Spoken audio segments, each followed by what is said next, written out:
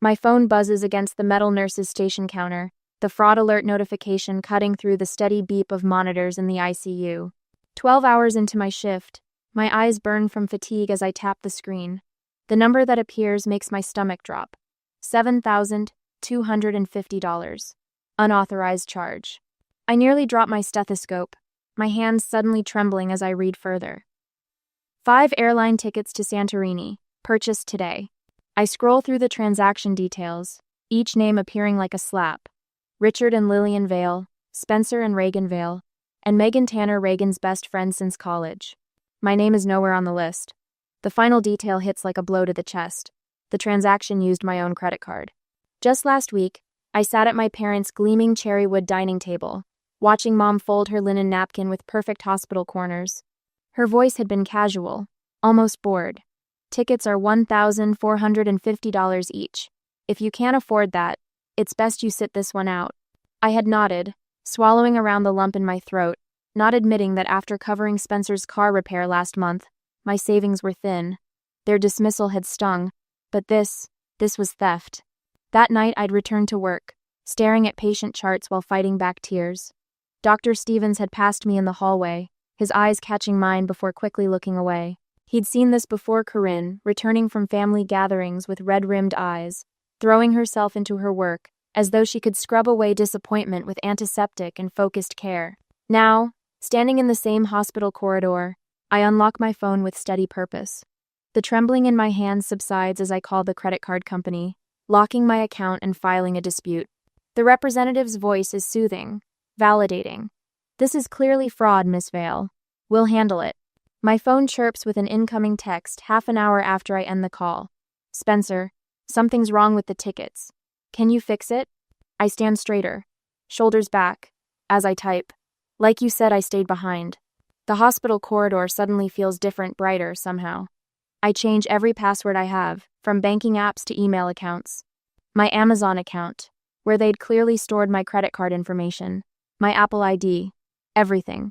A weight lifts from my chest as I tuck my phone away and return to my patients. Mr. Jenkins needs his medication, and Mrs. Torres will want an update on her husband's surgery. Their needs are clear, honest, unlike my family's Torres.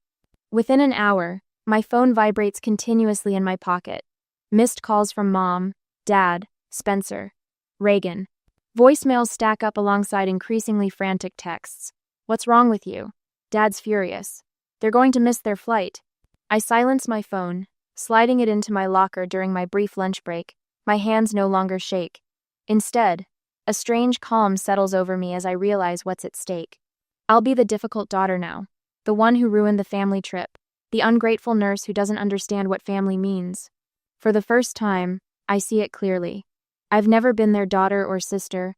I've been their financial safety net, the responsible one they call when bills come due or emergencies arise, the one who gives and gives while they take and take. Standing before my locker, I press my palm against the cool metal. "Not anymore," I whisper, the words a promise to myself. By the time my shift ends, there are 17 missed calls, 9 voicemails, and 32 text messages. I delete them all without listening or reading, the weight of obligation falling away with each tap of my finger. Tomorrow, they'll try again. They'll escalate. They'll manipulate. But tonight, for the first time in years, I drive home without their voices in my head telling me what I owe them. My apartment feels hollow tonight, the silence broken only by the hum of my refrigerator and the occasional car passing outside. 3 days have passed since I locked my credit card and changed all my passwords. I've been screening calls, deleting voicemails, and working extra shifts to avoid thinking about what comes next. The call from my bank changes everything. "Miss Vale, we've completed our preliminary investigation," says Marcus, the fraud specialist I've been working with. His voice carries a note of concern that makes my stomach tighten. "There's something you should know about the Santorini charges."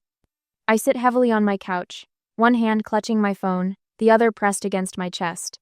"What did you find?" "The authorized user account that made those purchases, it belongs to Spencer Vale." My breathing exercises fail me as my heart races against my ribs. That's impossible. I removed Spencer as an authorized user 2 years ago when he got married. According to our records, the account was reactivated 4 months ago through our online portal using your login credentials. The room tilts slightly. Not an impulse theft. Not a desperate moment. 4 months of planning, of deliberate deception. From my own brother. There's more. Marcus continues, his voice gentle now. We found a pattern of smaller purchases dating back to when the account was reactivated. Electronics stores, restaurants, sporting goods. I press my eyes shut as memories flash through my mind like a sickening slideshow. The lease I co-signed for Spencer's first apartment, the emergency loan when Reagan's car broke down, the expensive birthday gifts I couldn't afford but bought anyway because that's what family does. 12 years of financial support, culminating in theft. The total unauthorized charges, including the airline tickets, come to $9,540. My breathing steadies as something hardens inside me. Thank you, Marcus.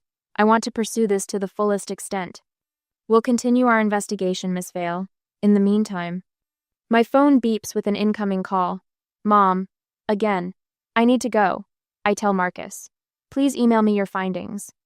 I switch to Mom's call, putting it on speaker as I stand and walk to my living room window.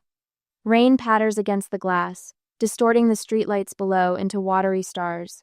Corinne, this has gone on long enough. Mom's voice fills my apartment, sharp with impatience.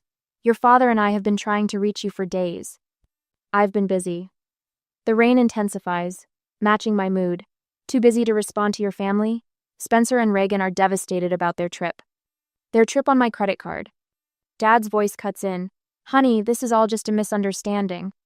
A misunderstanding, I repeat, watching raindrops race down my window. Is that what we're calling fraud now?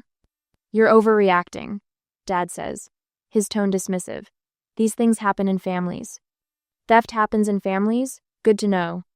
Spencer's voice joins the chorus. Sis, I meant to ask you first.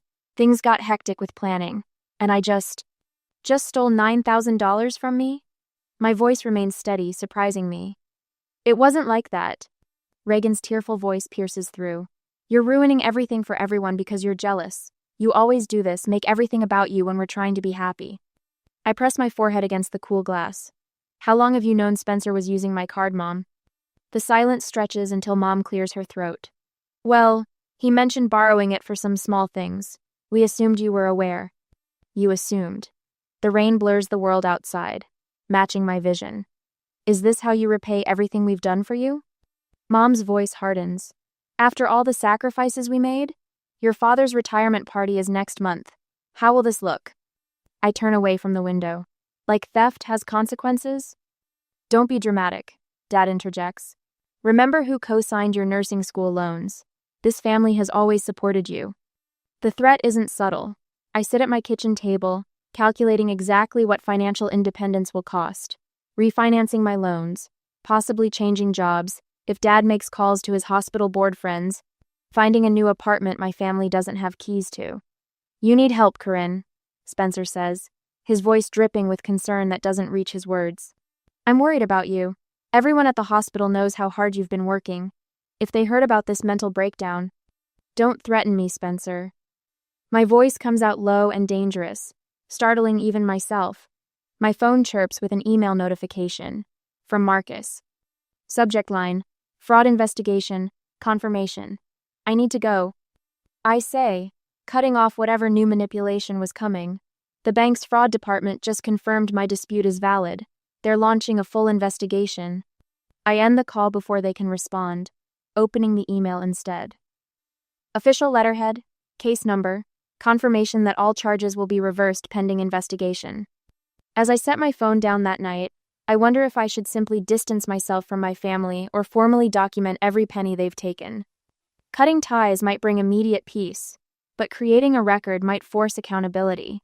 What would you do when those who should protect you become the ones you need protection from? 2 days later, the supervisor's office feels smaller than usual as she slides a printed email across her desk. The fluorescent lights cast shadows under her eyes, making her concern look more like suspicion. Your mother called yesterday. Director Palmer taps the paper with her French-tipped nail. She's worried about your mental health. The words land like a slap. I keep my face neutral, though my pulse quickens. My mental health is fine. She mentioned erratic behavior, mood swings. Director Palmer studies me with the same careful assessment she uses for unstable patients. Said you've been working too many shifts. I work exactly the hours I'm scheduled. My voice remains steady, despite the heat rising up my neck. Plus the occasional voluntary overtime. She suggested you might be having a breakdown from overwork. Of course she did.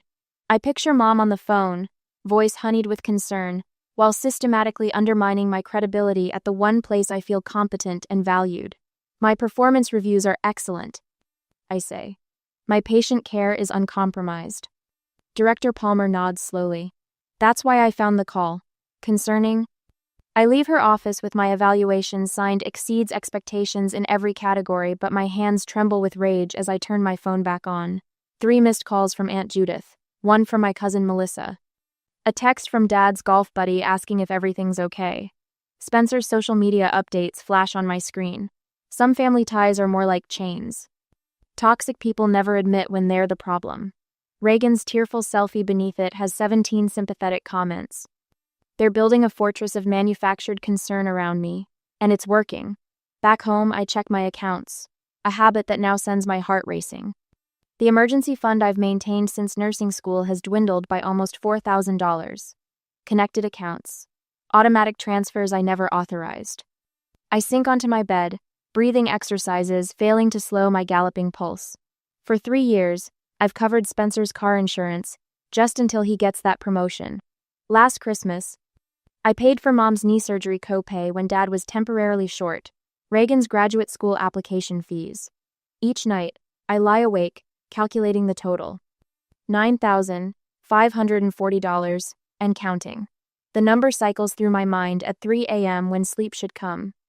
At 4 a.m., I finally drift off, only to jolt awake an hour later, wondering what else they've taken that I haven't discovered yet. I start keeping meticulous records. Every check I've written, every Venmo transfer with a cheerful emoji that masked my growing resentment, every credit card charge that wasn't mine. Just gathering documentation for my accountant, I tell the bank representative who helps me access 2 years of transaction history later that morning. His eyes hold a flash of recognition he's seen this before. My phone continues to buzz with concerned relatives. Each night, I record audio notes in a password-protected app. The 12th of April. Spencer claimed his checking account was frozen due to suspected fraud. Borrowed $600 for rent. Still hasn't repaid despite 3 promotions since then. May 29th. Mom suggested I was being obsessive about money when I mentioned Spencer's unpaid loans. The 8th of July. Dad claimed he never heard about Spencer using my credit card until now, despite being at the airport with him when the charges were declined. The recording keeps my thoughts ordered, when their voices threaten to drown out my own certainty. Wednesday morning next week, I arrive for my shift to find a coffee cup on the nurse's station counter with my name written on it. Doctor. Stevens nods from across the corridor, his silver hair catching the light. Under the cup is a folded note. Whatever you're going through, you're handling it with grace. Some family trees need pruning to stay healthy. The small kindness nearly breaks me. I tuck the note into my pocket and carry its weight like armor through my shift. That evening, a knock at my apartment door makes my stomach clench. Through the peephole, I see Dad's weathered face, the familiar creases around his eyes deeper than usual. Your mother sent me to reason with you, he says as soon as I open the door, not bothering with hello. This whole thing is getting out of hand. I step back, allowing him in but maintaining distance.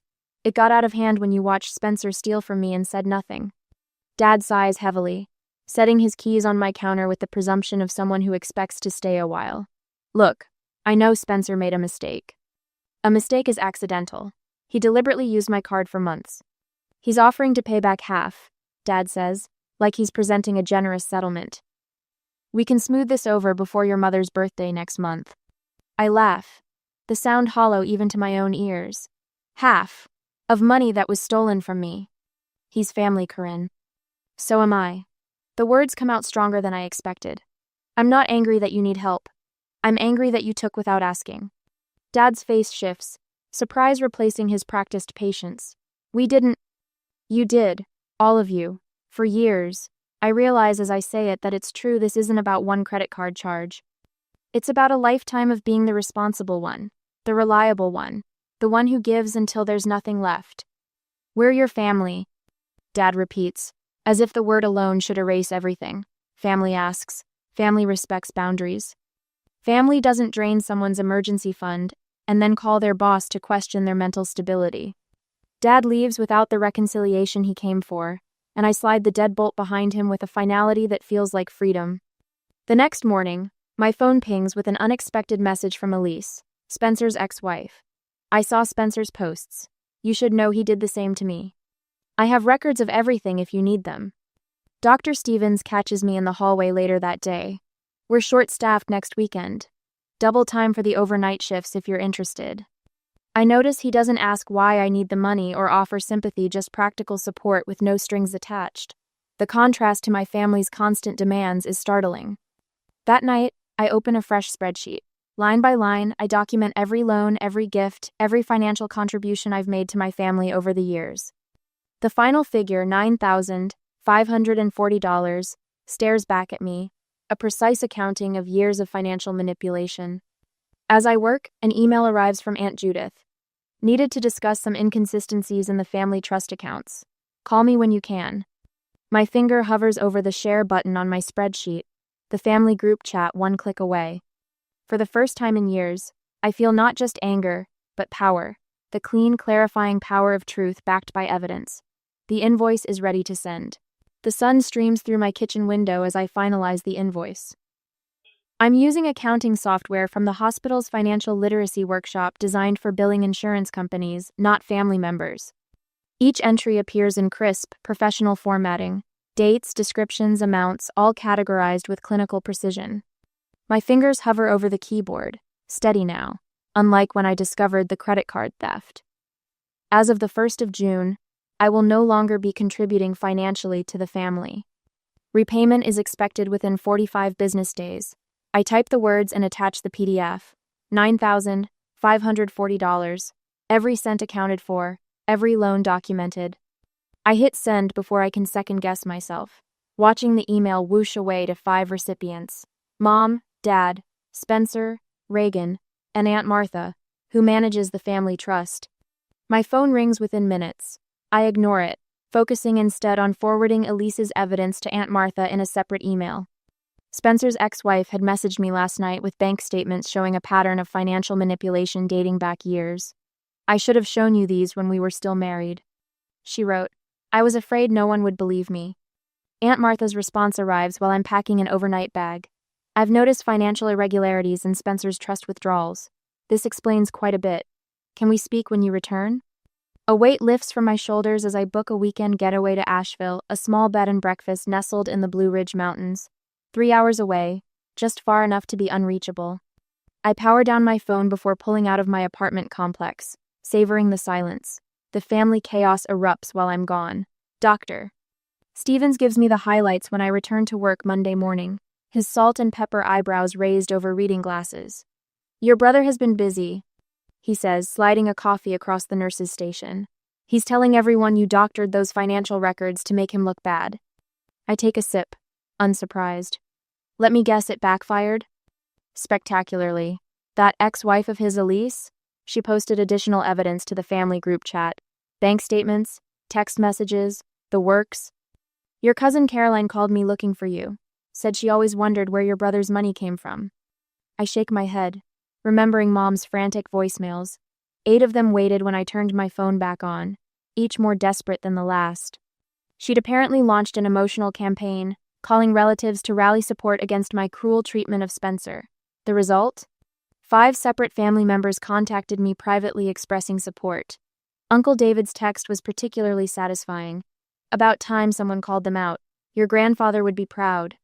That's not even the best part, Dr. Stevens continues, lowering his voice. The bank called Spencer for an interview about potential fraud patterns. I should feel victorious. Instead, a hollow ache spreads beneath my ribs as I realize how thoroughly my family's financial house of cards is collapsing.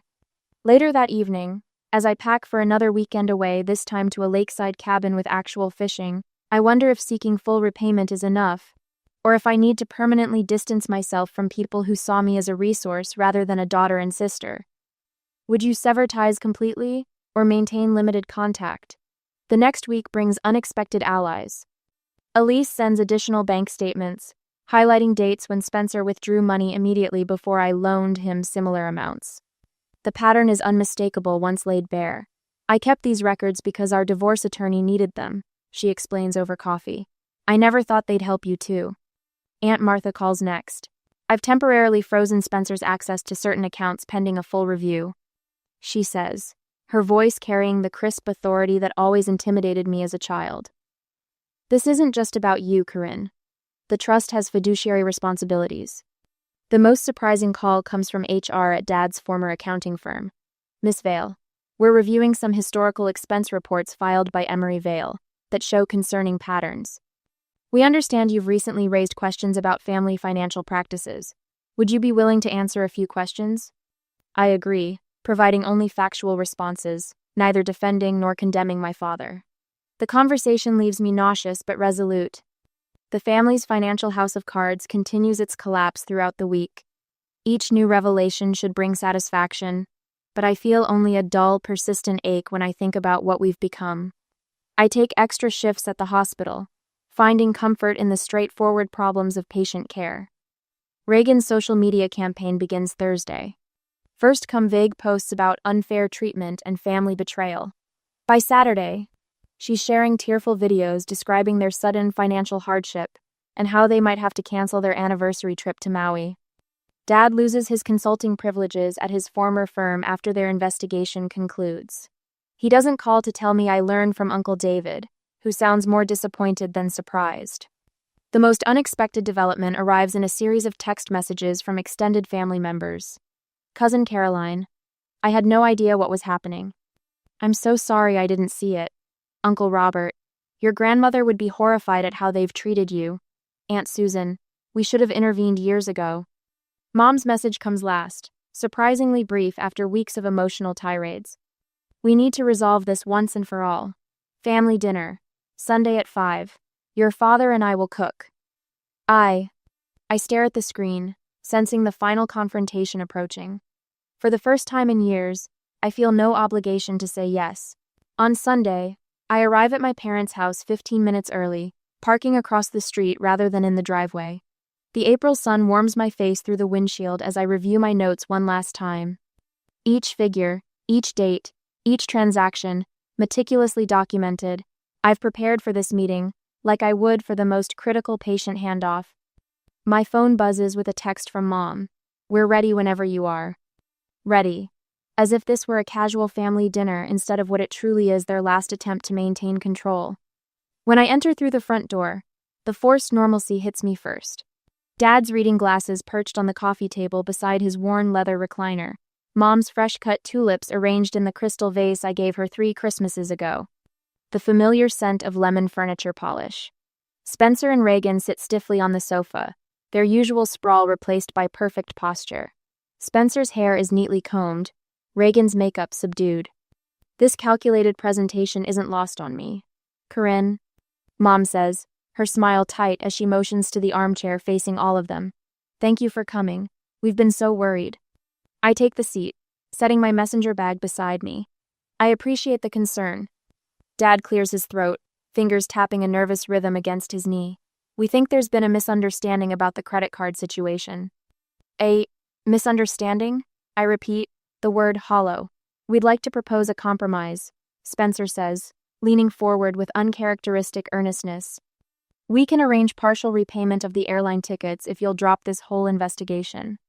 Mom nods eagerly. It's what's best for moving forward together as a family. As a family, Dad echoes, his gaze skittering away from mine. I let the silence stretch between us until Mom shifts uncomfortably in her seat. You know, she says finally, voice dropping to a concerned whisper. Dr. Hendricks mentioned you've been under tremendous stress at the hospital lately. Sometimes stress can make us vindictive about small misunderstandings. The familiar heat rises in my chest, but this time, I welcome it. This anger has become my compass. I brought something to share with you, I say, reaching into my bag. I pull out a leather portfolio, my graduation gift from Dad when I finished nursing school, and place it on the coffee table. Inside is a stack of papers, organized by date, credit card statements, bank transfers, text messages. Each page represents a moment when my family treated my financial stability as their emergency fund. This is 8 years of financial manipulation. I say, voice steady as I lay out the pages one by one. Spencer's car repair, Reagan's boutique debt, the property tax you couldn't cover last year, Dad. Their eyes track my hands as I arrange the evidence between us. I've found a new apartment, I continue. One you don't have keys to. Spencer's jaw tightens. Corinne, I've refinanced my nursing school loans without your co-signatures, I add, looking directly at my father. The paperwork was finalized yesterday. Mom's face pales. You can't possibly afford the interest rate on your own. I can, and I do. I straighten the edges of the papers. I don't need to prove myself to people who see my success as their safety net. Dad's shoulders slump. We never meant. This isn't about money. I interrupt, surprising myself with my calm. It's about respect. It's about boundaries. You've taught me that I'm only valuable to this family when I'm useful. Dad looks up, something shifting in his expression. We've taken advantage of your reliability, he admits quietly. For years. Mom shoots him a warning glance, but he doesn't look away from me. I stand, walk to the entryway table, and retrieve my set of house keys from my pocket. The metal feels cold against my palm as I place them on the polished wood with a soft click. What are you doing? Mom demands, rising to her feet. Setting boundaries. After everything we've done for you, she says, voice trembling. The dance lessons, the college application fees, That's the problem, I cut in. You think basic parental support was a loan I need to repay forever. The silence that follows feels electric. Spencer stares at the floor, then looks up with reddened eyes. I used your card without permission. He confesses, voice cracking. Not just for the tickets. For months. I knew your Amazon password. I set up autofill for your card information. Reagan's composure finally breaks. I knew about it, she whispers. We both did. Your card was declined at the airport because we'd already maxed it out on other things. I absorbed this final betrayal with unexpected steadiness. And you, I say, turning to Dad. Did you know too? He nods once, unable to meet my eyes. I can't do this anymore, I tell them, retrieving my portfolio but leaving the keys. I deserve better than being your ATM. As I reach the door, Dad calls after me. Will we see you again? I pause, hand on the doorknob. That depends on whether you want a daughter or a bank account. The door closes softly behind me. I walk to my car without looking back, the weight of their expectations finally lifted from my shoulders. 3 weeks later, rumors reach me through hospital gossip. Spencer's facing potential fraud charges from his own bank, apparently. My credit card wasn't the only one he'd been using. Mom and Dad have gone silent, their usual weekly calls conspicuously absent. Dad shows up at my new apartment on a rainy Tuesday evening. His eyes are bloodshot as he stands in my doorway, refusing to come inside. I enabled all of it. He says simply, I should have protected you, not used you. I'm sorry, Corinne. I accept his words with a nod but make no promises. The following month, a certified envelope arrives at my apartment. Inside is a check for exactly $9,540, the precise amount from my invoice. No note accompanies it. None is needed. As I place the check on my kitchen counter, I realize with startling clarity that freedom isn't about forgiveness. Sometimes, it's about finally being seen.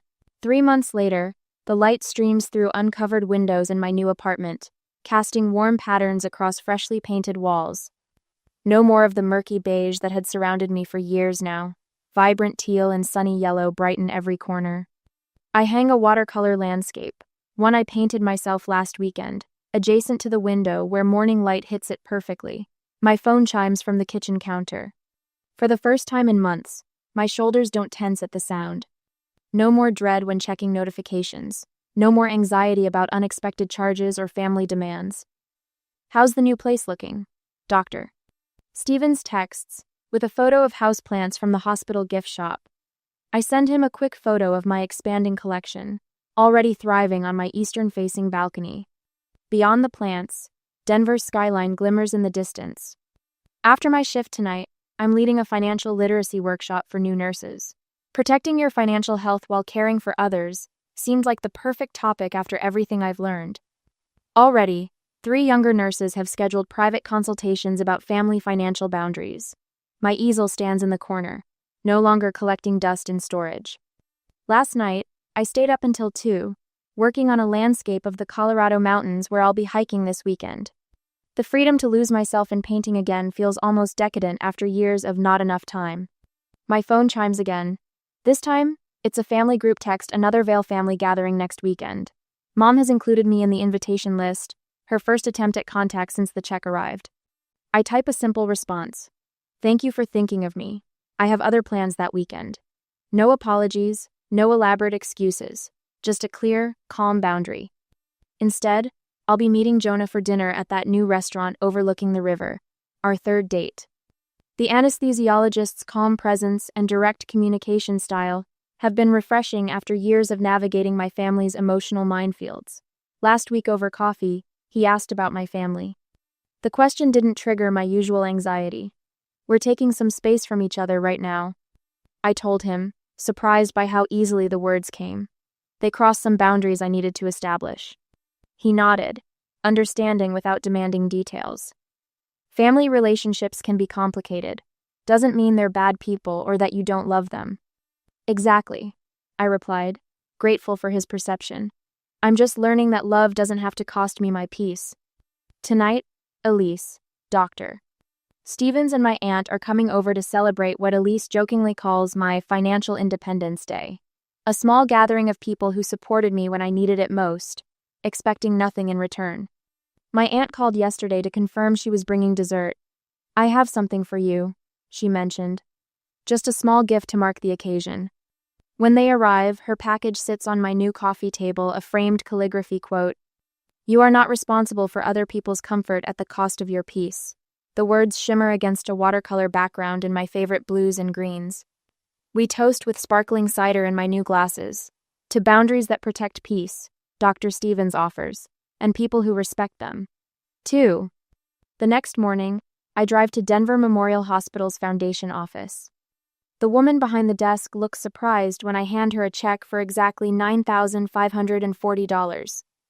I'd like this to establish a scholarship for nursing students who are supporting family members. I explain. Sometimes the caregivers need care too. Walking back to my car, I feel lighter than I have in years. On my dashboard sits my confirmation for the Advanced Cardiac Certification program I've applied for, alongside a brochure for the Telluride weekend Jonah suggested for next month. Back home, I pause before the shadow box hanging in my living room, the cashed check from my family mounted beside my old house keys. Not a trophy of victory, but a reminder of growth. Standing on my balcony, I water my new plants as morning light spills across the city. As I watch the sunrise from my own space, I wonder if forgiveness is always necessary for healing, or if sometimes the best closure is simply moving forward without looking back. What would you choose?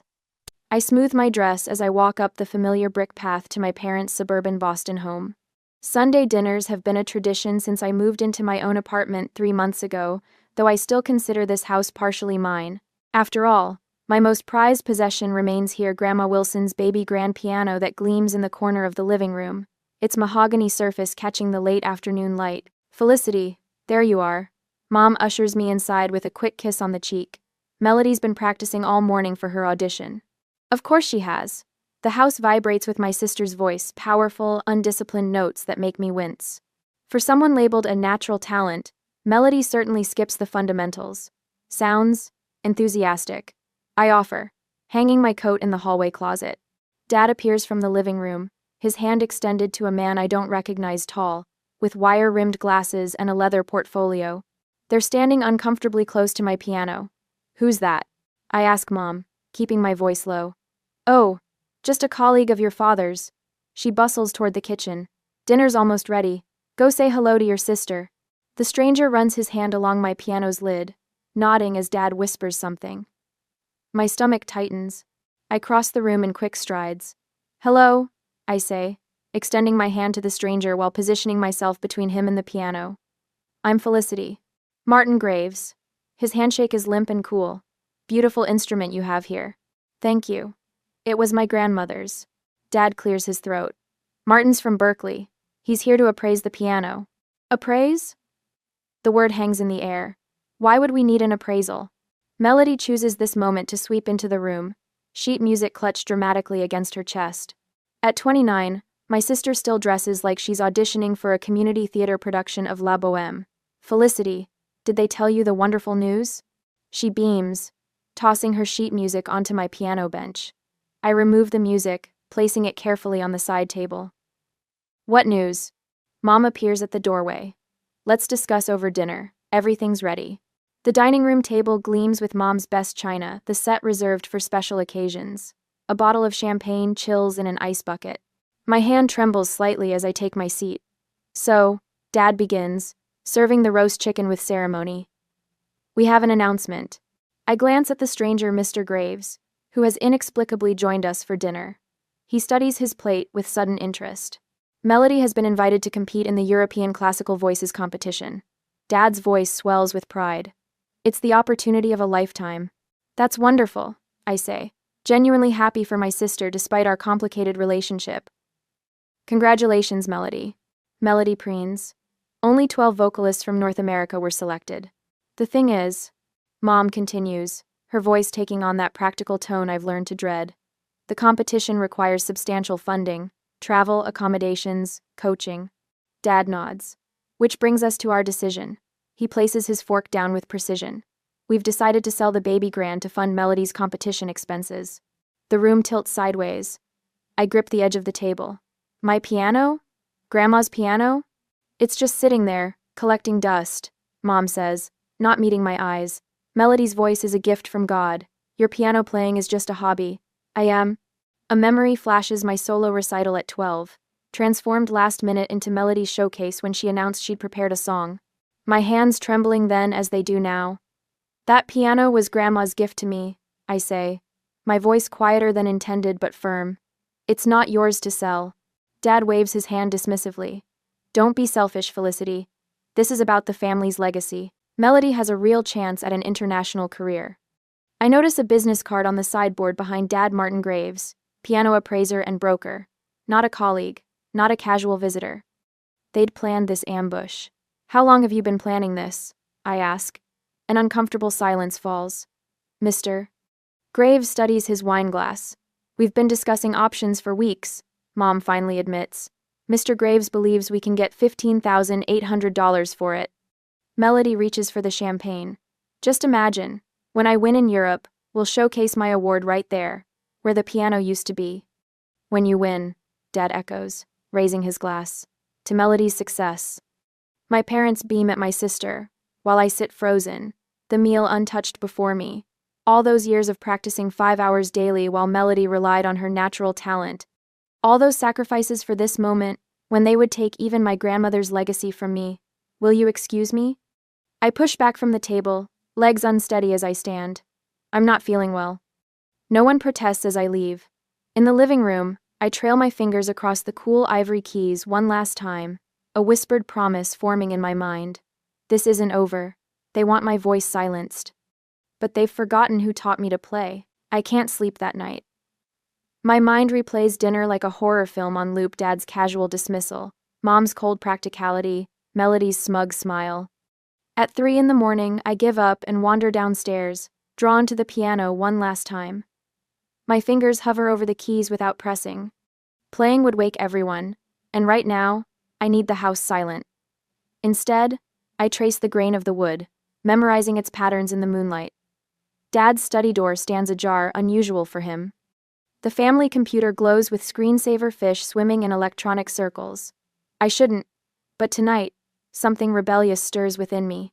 3 clicks and I'm in his email. The subject line jumps out immediately. Piano valuation. Lowball. Offer accepted.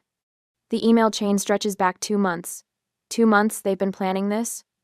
My stomach tightens as I scroll through message after message, each one a fresh wound.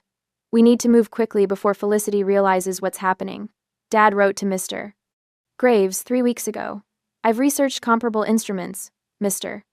Graves replied. This model typically sells for $18,900, $22,400, but I can offer $15,800 as discussed. My hand trembles on the mouse. They deliberately sought a lowball offer. $6,600 below market value.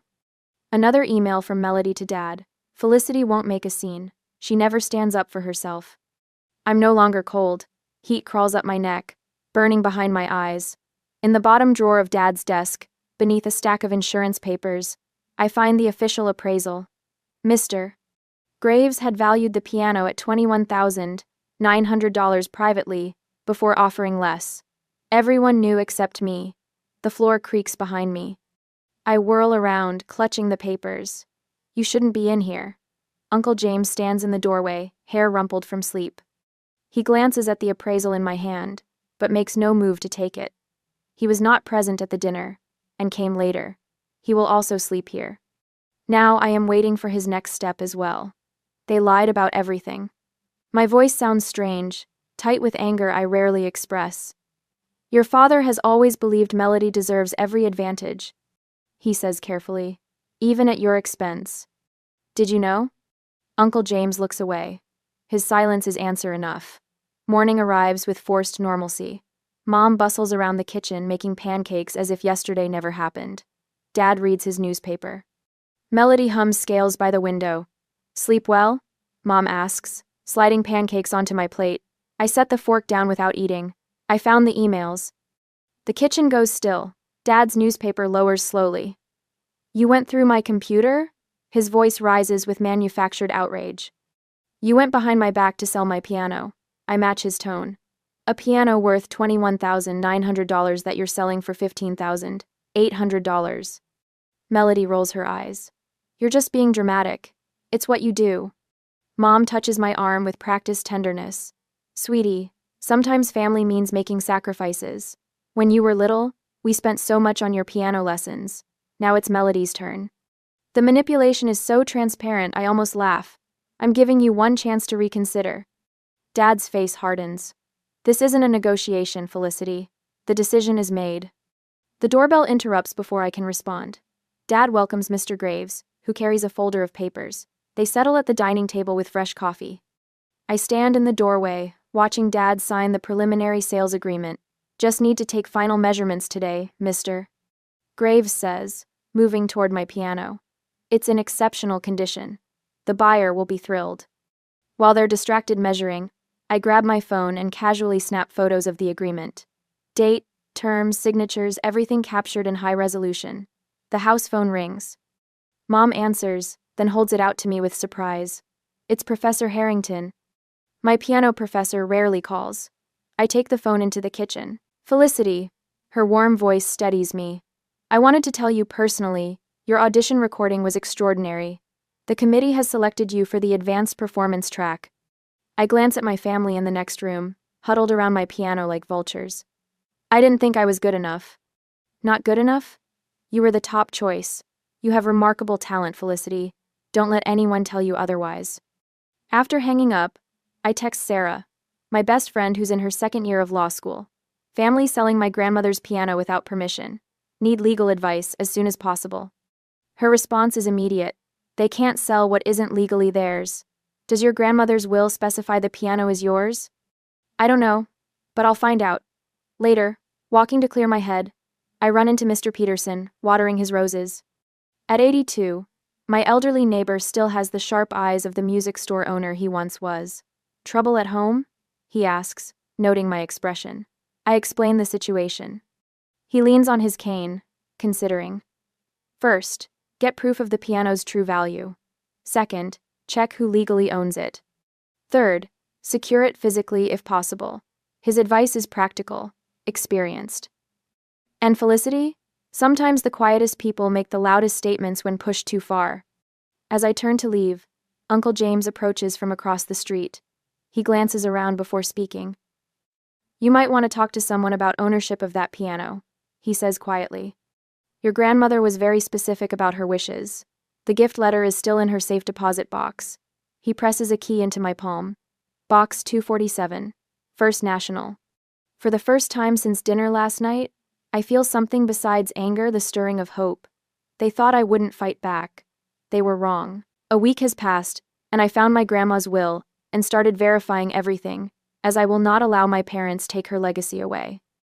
At my apartment, I ensure the proper plan and every detail on how to prevent selling the piano. The invitation sits on my kitchen counter, its embossed lettering catching the morning light. A special celebration dinner for Melody's European journey, it reads.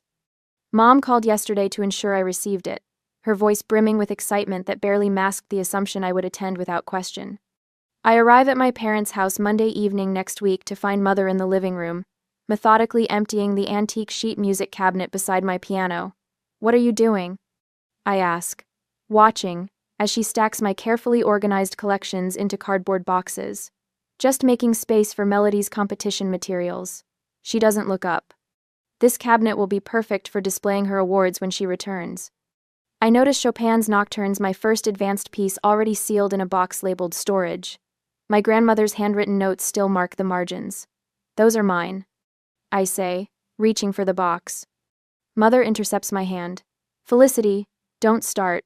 Your father has scheduled the piano removal for Friday. 4 days. That's all we're asking you to accept gracefully. 4 days. The timeline punches the air from my lungs. In the living room, Melody runs through vocal exercises, her hands splayed across my piano's lid in a territorial claim. A half-empty coffee cup sits on the polished surface, leaving a wet ring on the mahogany. Could you please use a coaster? I ask, sliding a cloth beneath the cup. Melody rolls her eyes. It's not like it matters now. Her casual dismissal ignites something in me, a spark of resistance I haven't allowed myself to feel. I close my eyes and hear Grandma Wilson's voice, clear as the high C note she taught me to play when I was 7. This piano is yours to protect, Felicity. It's your voice when words fail. The memory washes over me. Grandma guiding my small hands across the keys, her patience never wavering through countless hours of practice. True strength isn't loud, she told me once. It's the quiet persistence that changes the world, one note at a time. Carry-ons. While Melody relied on raw talent, I built discipline. When she skipped practice to attend parties, I refined techniques until my fingers ached. While she expected applause, I earned every moment of recognition through persistence. I've always been the strong one. Mother bustles into the kitchen, leaving me alone with the instrument that shaped my life. I trail my fingers across the keys, not pressing down, just feeling their cool familiarity beneath my skin. I will not let my voice be silenced again. The next morning, as I sleep again at the house, I call Robert Jennings, a certified piano appraiser recommended by my professor. By afternoon, he's examining every detail of the baby grand. Beautiful instrument, he says, measuring the soundboard. Well-maintained, remarkable tone. I'd value this at $15,800. I thank him and accept his official appraisal document, the same value Mr. Graves quoted, though I suspect he planned to offer my parents much less. From there, I visit Hartford Insurance. The agent seems puzzled when I request personal property coverage specifically for the piano. Moving it soon? She asks. Protecting what's mine, I answer, providing the appraisal and my identification. My friend Sarah meets me for coffee after her law classes. Her dark eyes narrow as I explain the situation. They can't legally sell what isn't theirs, she says, pulling out her laptop. Do you have anything proving your grandmother gave it specifically to you? Not yet, I admit, but I'm working on it. Sarah begins typing. Let me draft something. We'll need documentation of ownership and transfer of property. Even without the original gift documentation, we can establish your claim. While Sarah works, I research the European Classical Voices competition on my phone. The eligibility requirements state all contestants must have completed advanced vocal training with documented professional performances. Melody has neither. They're selling my piano for a competition she isn't qualified for, I whisper. Sarah looks up. That changes things. By Thursday, my network mobilizes.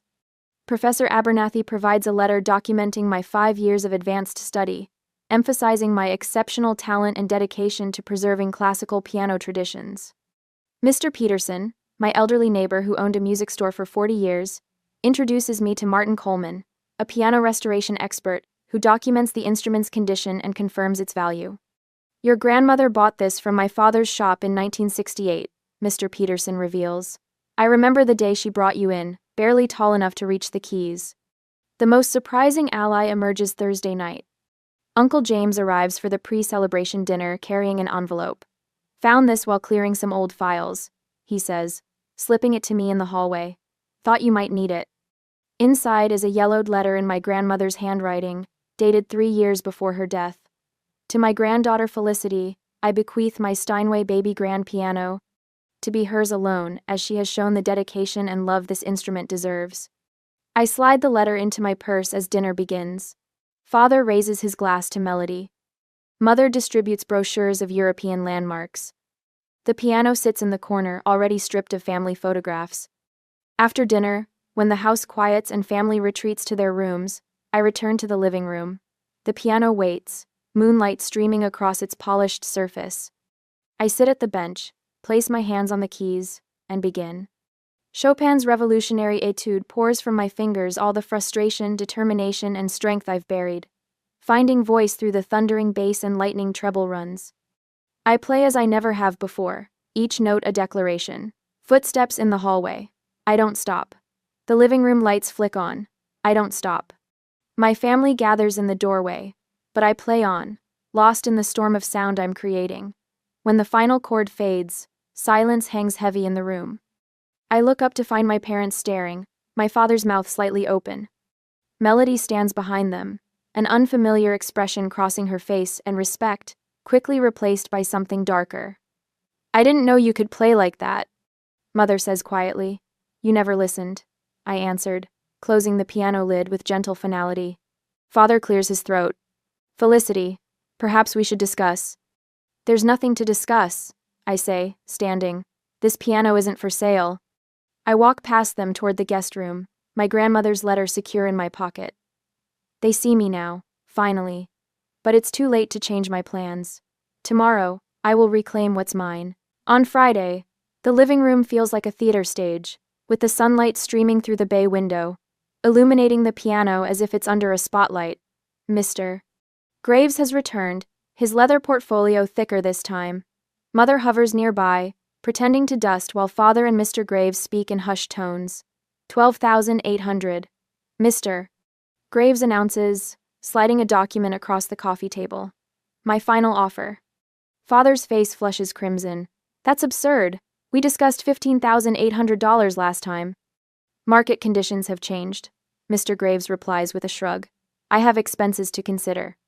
I sit quietly on the window seat, a folder hidden beneath my notebook as I pretend to study. These last days of preparation have armed me with everything I need, the appraisal documents, insurance papers, and most importantly, Grandma's gift letter that Uncle James delivered yesterday with a knowing wink.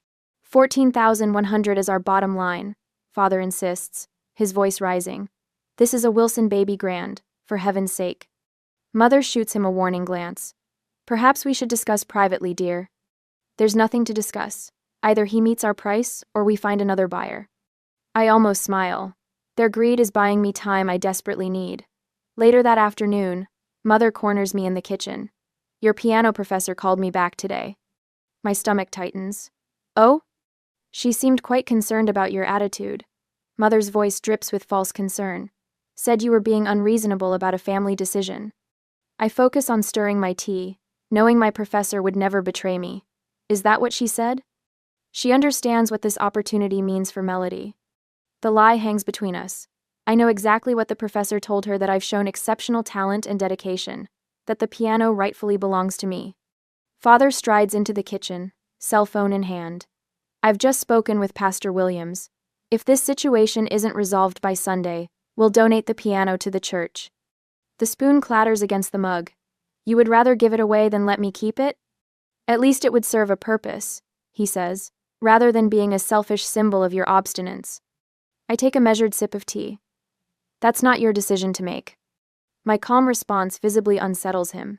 He expected tears or pleading, not this new version of me who meets his gaze without flinching. Melody floats in wearing a floor-length floral dress, sheet music clutched dramatically to her chest. Beth, we need to talk. She leads me to the living room, positioning herself beside the piano. This competition could change my entire life. She says, voice trembling perfectly. I've worked so hard for this chance. Have you? I ask softly. What's that supposed to mean? When was the last time you practiced your competition pieces? Her mouth opens, then closes. The theatrical tears vanish. They're changing the moving date, I say, to Sunday. Melody's eyes widen. How did you know that? I heard Father on the phone earlier. What I don't tell her is that it doesn't matter. They can change dates all they want, the movers will still need my signature as the piano's legal owner.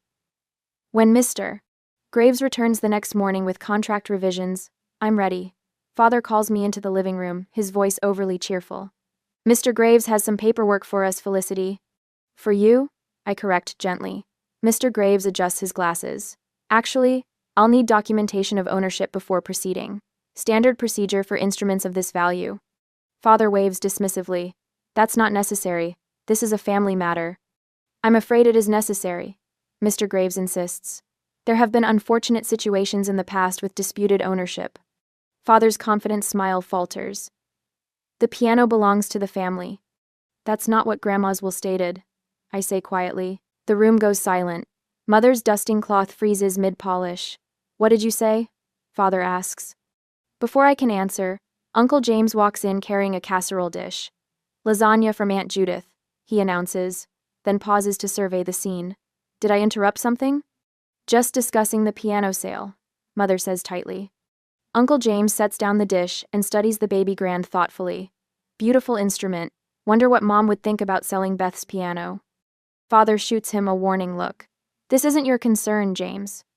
Family matters are always my concern, Uncle James replies mildly, especially when they involve Mom's wishes. That evening, the first real cracks appear. Through the heating vent in my bedroom floor, I hear Melody complaining downstairs. The competition schedule is so demanding. I'll need at least 5 hours of practice daily.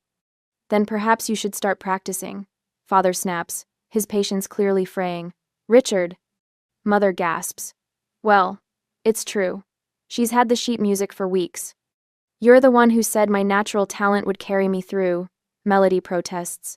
Talent without work is worthless, Father mutters. Later, their voices drift up again as I lie in bed. $15,000, Martha. That's what we're destroying this family over. It's not about the money, Mother argues. It's about Melody's future. Is it? Because frankly, I'm not convinced she even wants this competition. When was the last time you actually heard her practicing those pieces? I turn my pillow over to the cool side and close my eyes, allowing myself a small smile. The foundation is cracking beneath them, and for once, I'm not the one crumbling. Tomorrow, everything changes. On Sunday, the grandfather clock in the foyer strikes 4 as I smooth my skirt and take a steadying breath. Through the dining room doorway, I can see them waiting, Mom and Dad at opposite ends of the table. Melody fidgeting with her water glass. Mr. Graves reviewing papers with another man in work clothes. The movers, I realize. They've brought movers today. Felicity, we were just about to start without you. Dad waves me in with forced cheerfulness. Come join us for this special family moment. I slide into my usual chair, noting how they've positioned me directly across from Mr. Graves. A power move. The dining room table gleams with the good china again, though no one has bothered to set a place for the movers, who stand awkwardly by the sideboard. Dad clears his throat and slides a document toward me with theatrical flourish. Let's make this official. Mr. Graves has been more than patient with our family discussions. The sales contract sits before me, Dad's fountain pen resting atop the signature line. My name isn't anywhere on the document. Just his. 15,000, Mom says, her voice softening to the tone she uses when she wants something. That money will open doors for your sister that we simply cannot afford otherwise.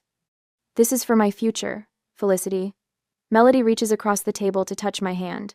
Her nails are freshly manicured, her expression practiced. Sometimes art requires sacrifices. I slip my hand away. You've never sacrificed anything for your art. Mom gasps. Dad's mouth tightens into a thin line. Now listen here, he begins. No. The word comes out quietly but stops him mid-sentence. You listen. I reach into my bag and remove 3 sealed envelopes, placing them on the table with deliberate care. The room falls silent as I slide them forward, one by one. A certified appraisal valuing Grandma's piano at $15,800. I tap the first envelope. Insurance documentation in my name only. I tap the second. And Grandma's gift letter, specifying the piano was left to me, not to the family. Mr. Graves picks up the appraisal. his eyes widening slightly as he reviews the professional assessment. The mover shifts his weight from one foot to the other. The piano isn't for sale, I say, my voice steadier than I've ever heard it. It never was yours to sell.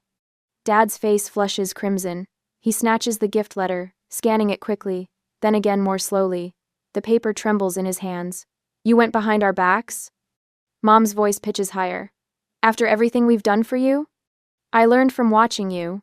The words hang in the air between us. 3 months of planning this sale without telling me. Emails about how I'd never make a scene. Melody's eyes dart toward the door as if calculating an escape route.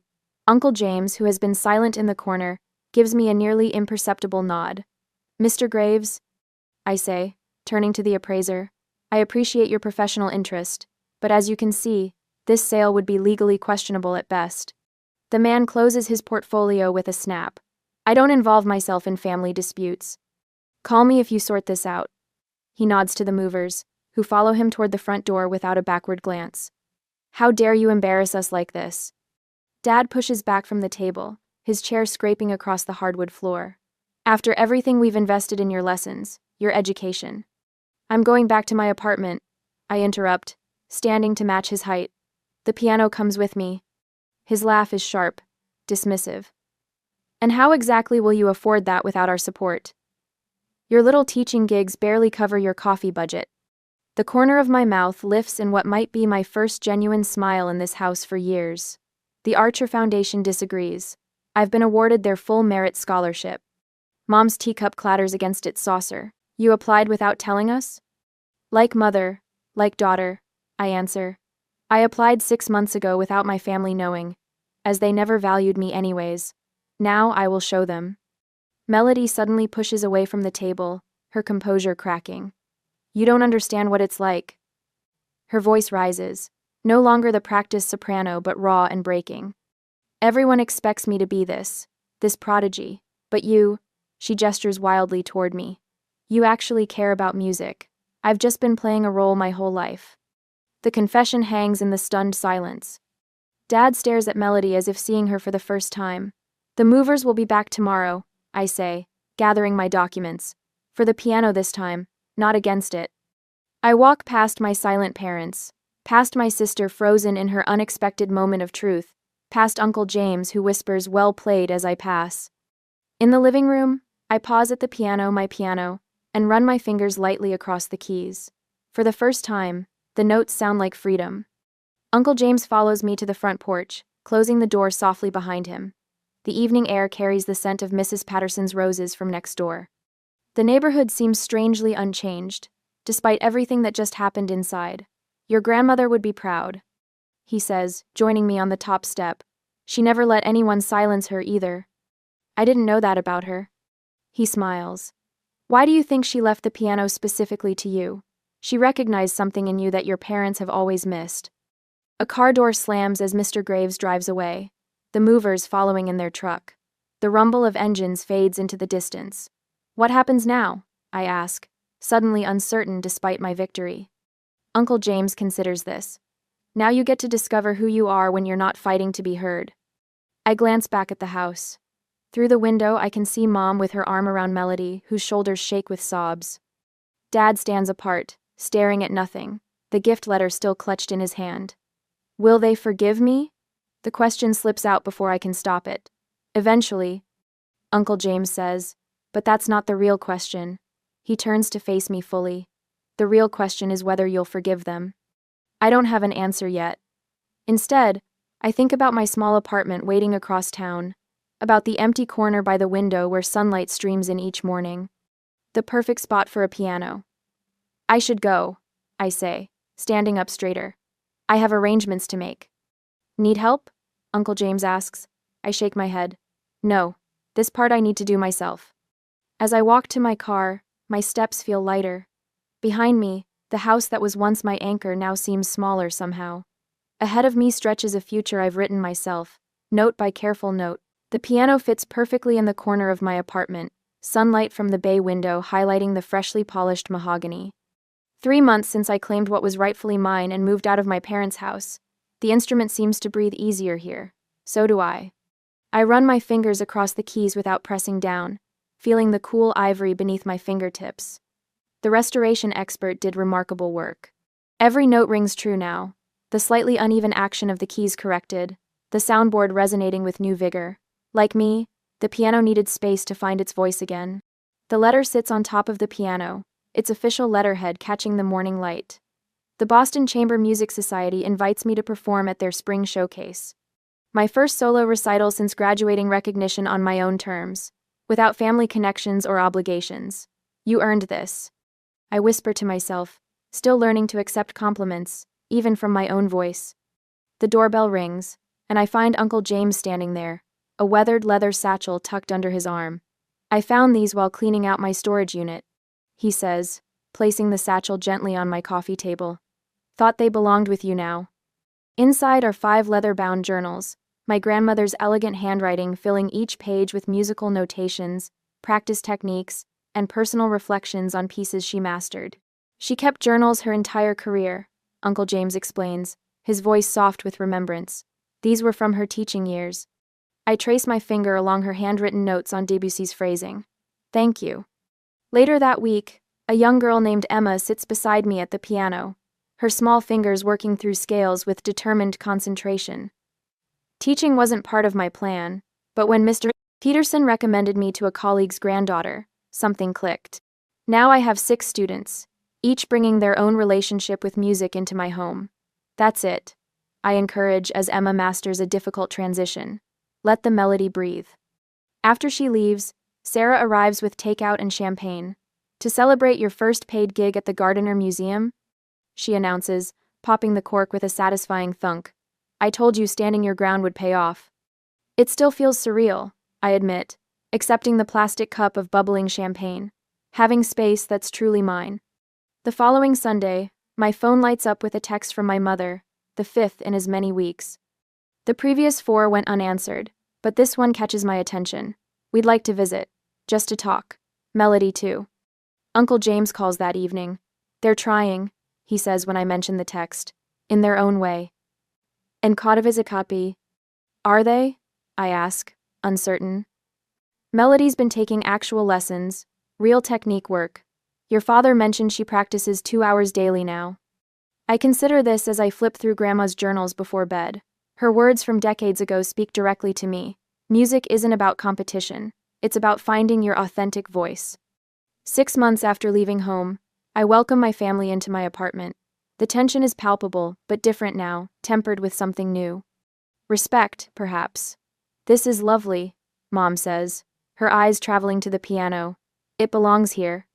After dinner, I sit at the piano without being asked. I play a piece I've been composing, inspired by these months of transition. When melody begins to hum along, finding harmonies that complement rather than overpower the melody, I don't stop her. Our parents watch with quiet appreciation, seeing both daughters clearly for perhaps the first time. When they leave, I return to the piano, the apartment peaceful in their absence. I place my hands on the keys my grandmother once played, the setting sun casting golden light across the polished wood. I begin playing Clair de Lune, letting each note hang in the air before moving to the next. Sometimes the quietest voice carries the strongest melody.